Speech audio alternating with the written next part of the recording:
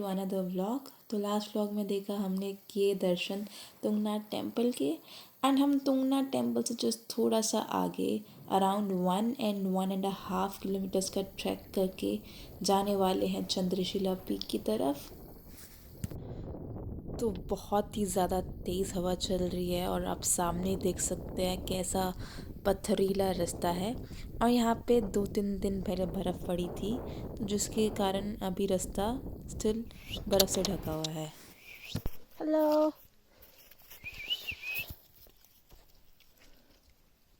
और ये डॉग हमें फॉलो करते करते यहाँ तक पहुँच गया तुंगनाथ टेम्पल से।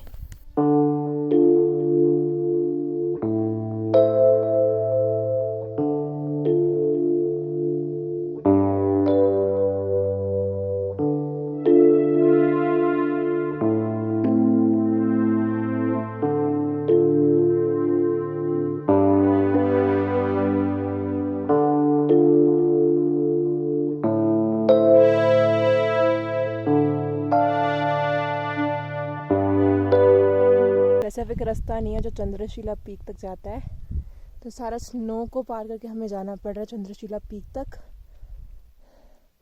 तो थोड़ा डेंजरस लग रहा है क्योंकि पता नहीं कि बर्फ़ कितनी गहरी है, पर हमें कदम बढ़ाने पड़ेंगे अगर हमें ऊपर तक चलना है।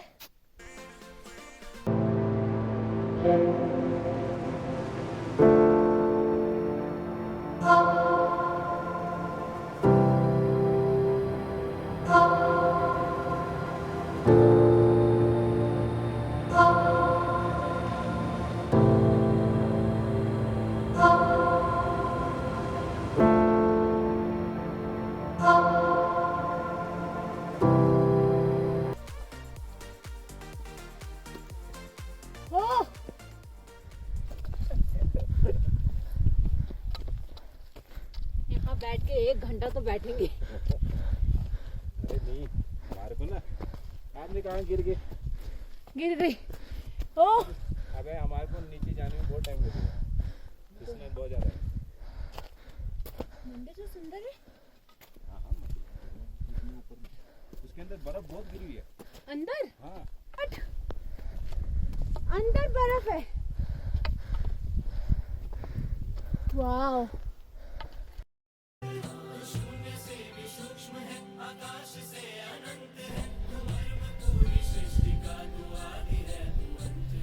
साइड को गया नहीं।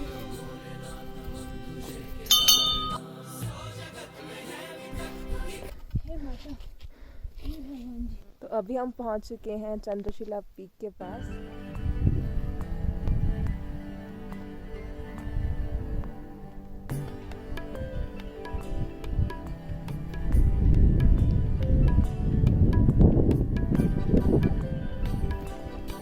हे गाइस, अभी जो मंदिर देखा मैं उसकी बैक साइड पे आ चुकी हूँ।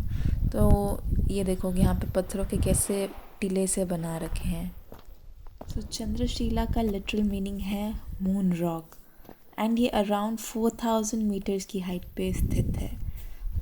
तो इस जगह का महत्व ये है कि यहाँ पे भगवान राम ने काफ़ी टाइम तक मेडिटेशन घोर तपस्या की, बिकॉज़ उनको बहुत पछतावा था कि उन्होंने रावण जैसे ब्राह्मण को मृत्यु के घाट उतारा था। कहते हैं राजा दक्ष की 27 पुत्रियों का विवाह चंद्रमा से हुआ, किंतु चंद्रमा रोहिणी नामक पत्नी से अधिक प्रेम करते थे, जिस कारणवश दक्ष उनसे काफ़ी अप्रसन्न थे और उन्होंने उनको श्राप दिया, जिस कारणवश उन्हें क्षय रोग हो गया। इसी श्राप और क्षय रोग की मुक्ति के कारण हेतु यहाँ पे चंद्रमा ने 80,000 सालों तक शिव शंकर की कड़ी तपस्या की।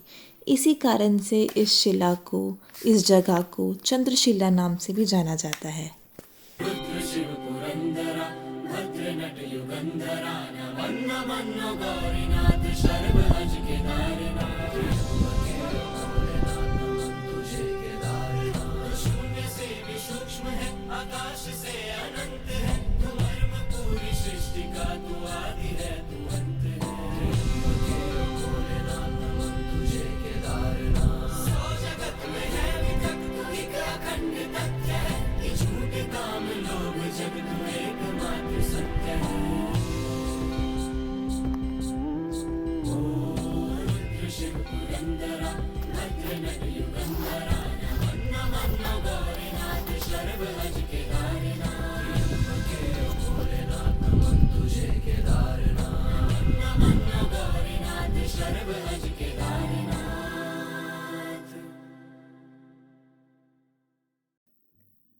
गढ़वाल की हिमालय पर्वतमाला में स्थित इस जगह से पास के अन्य अद्भुत दृश्य बुग्याल, नंदा देवी, त्रिशूल, केदार, बंदरपुंज और चौखंबा की चोटियों के अद्भुत नज़ारे दिखते हैं। मैं आपको जान बचाने के लिए जा रहा हूँ। कोई फोटो नहीं लिया। मैं लेके आता हूँ उसको फोटो। सेल्फी सब जान बचाना है।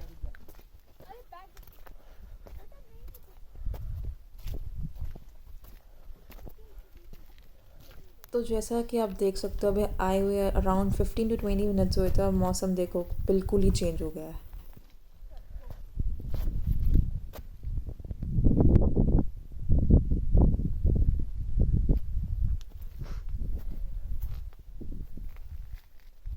इससे पहले कि मौसम और ख़राब हो तो हम फटाफट अपना नीचे का ट्रैक शुरू करते हैं, बिकॉज़ नीचे पहुंचते पहुंचते भी हमें बहुत टाइम लगने वाला है एंड अगर स्नो मेल्ट होगी तो हमें और दिक्कत होगी नीचे ट्रैक करने में।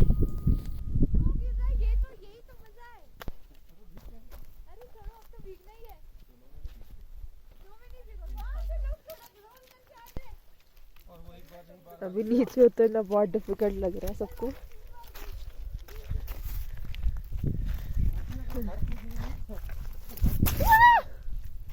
भैया तू बता यहाँ से आऊँ क्या? आजा धीरे धीरे करके आजा। अरे मस्त एक बार स्लाइड करो। नहीं अगर आप इतना करो चले जाओ। मेरे को देखो। चलो चलो चलो चलो चलो। जल्दी आ जाओ। अभी स्नोफॉल हो गई और स्नो में चलते चलते पैर पूरे भैया गिरे। नहीं भैया यहाँ पे संभल के। स्नोफॉल बहुत ज़्यादा तेज हो चुकी है। तुम दीदी के बालों में और दीदी के जैकेट में भी देख सकते हो। भैया भैया फिर लुढ़क गए। तो अभी हम नीचे की ओर जा रहे हैं बिकॉज हम काफ़ी ऊपर आ चुके हैं तुंगनाथ टेम्पल से भी।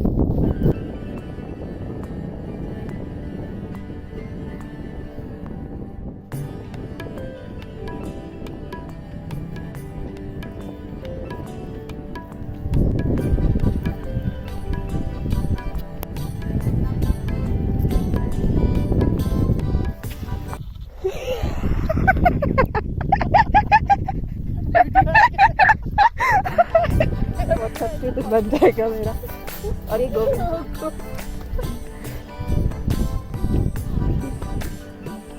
मजा आ गया। ऐसे करके ऐसे जंप वसूली हो गई। करो जंप। Mission successful. और जूतों के अंदर जो बर्फ फंसी है तो उससे जो पैर सुन पड़े हैं।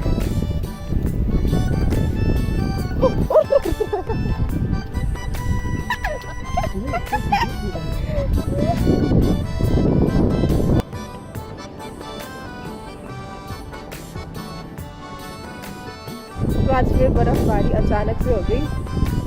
सिर्फ ऐसा लगता है कि हमारे यहाँ सबको जबरदस्त सर्दी लग जाएगा मुझे लग रहा है। उसके बाद चाय पीनी पड़ेगी कड़ाक।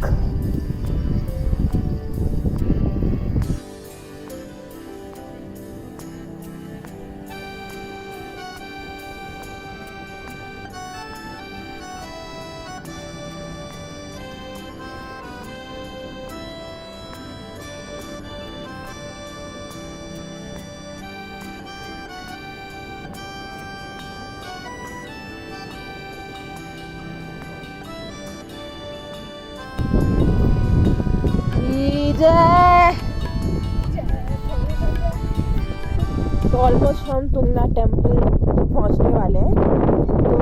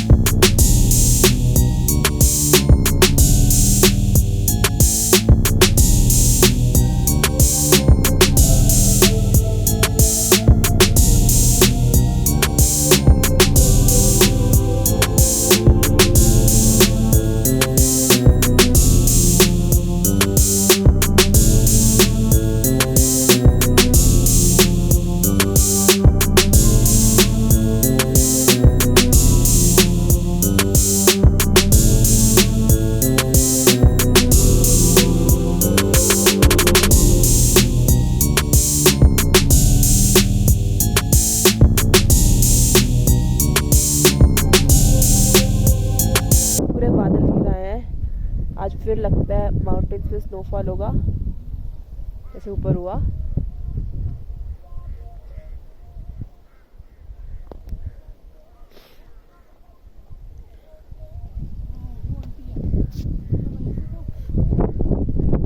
तो ऑलमोस्ट कंप्लीट हो गया है हमारा ट्रैक।